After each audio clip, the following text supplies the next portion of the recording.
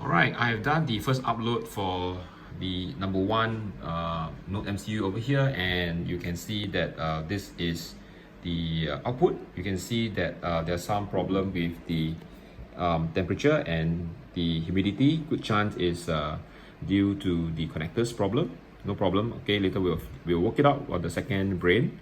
You can see there's an A over here. No, don't bother about it. It's for the additional sensor, which is actually designed for the atmospheric or air quality sensor. Okay, in this case we didn't plug it in for simplicity's sake, so just leave it there. And you can see there's a count number over here.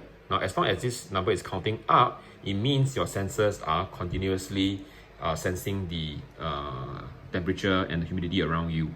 All right. Of course, if you see that the count here has paused or has stopped, that means you might need to reset your brain or reset the NodeMCU. Okay, so this is the outcome that we expect to see. You will see that the sensor will actually light up. You can see a red color LED lighting up, and you can see a blue color blinking right here.